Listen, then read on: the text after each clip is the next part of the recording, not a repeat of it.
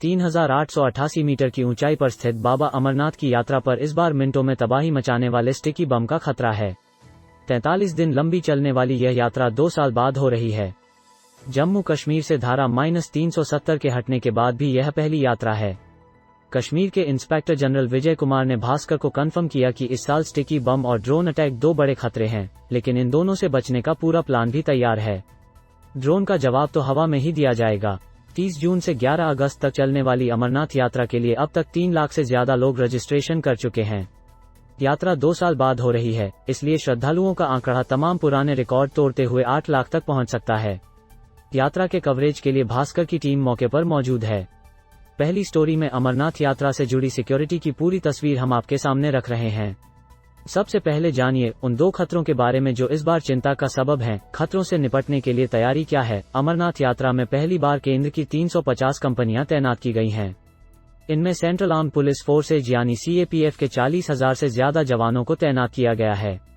3 level की security. पहाड़ और जंगल पर आर्मी IG कुमार के मुताबिक यात्रा को 3 लेवल की सिक्योरिटी से कवर किया जाएगा।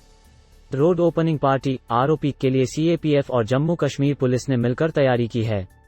ऊंची पहाड़ियों और घने जंगलों को सुरक्षित रखने का जिम्मा आर्मी का है। सभी लिंक रोड्स भी पूरी तरह सिक्योर होंगे। यात्रा की निगरानी ड्रोन्स CCTV कैमरे के जरिए कर रहे हैं। वहीं हमने जरूरी ठिकानों पर शार्प शूटर्स और स्नाइपर्स की भी तैनाती की है। NDRF, UTSDRF और MRT को भी क्रिटिकल लोकेशंस पर तैनात किया गया है। यात्रा में शामिल होने वाले व्हीकल्स और यात्रियों के लिए RFID टैग दिया गया है। जम्मू कश्मीर पुलिस के अलावा ही केंद्रीय बलों की 350 कंपनियां तैनात की गई हैं। कौन सी फोर्स कहां तैनात? अलग अलग ग्रिड की अलग अलग जिम्मेदारी। हर जिले को अलग जोन और सेक्टर में बांटा। पुख्ता सिक्योरिटी के लिए हर जिले को अलग अलग जोन और सेक्टर्स में बांट दिया गया है। जोन में SP रैंक के अफसर की तैनाती की गई है। सेक्टर में DSP रैंक के 3 से 4 अफसर तैनात हैं। इमरजेंसी के लिए क्विक रिस्पांस टीम QRT का गठन किया गया है। किस सुरक्षा बल के पास कौन सी जिम्मेदारी? Expert view. पहलगाम या बालटाल के बाद असली चुनौती जम्मू कश्मीर के पूर्व DGP SP वेद कहते हैं कि अमरनाथ यात्री पहले आकर जम्मू के बेस कैंप में रुकते हैं। इन बेस कैंप से ही सिक्योरिटी का सिलसिला शुरू हो जाता है। यहां से पूरी सिक्योरिटी से होते हुए यात्रा पहलगाम या बालटाल के बेस कैंप तक पहुंचती है, जहां से असल यात्रा शुरू होती है।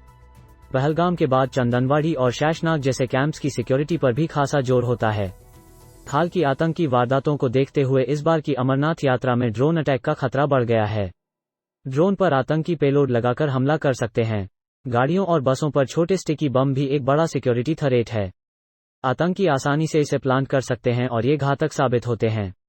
पहलगाम और बालटाल के पहाड़ी रास्तों पर जहां ट्रैकिंग होती है, वहां पर भी सिक्योरिटी कवर लगाने की जरूरत होती है, क्योंकि हमने देखा है कि 1990 में भी ऊंची पहाड़ियों पर अटैक होते हैं।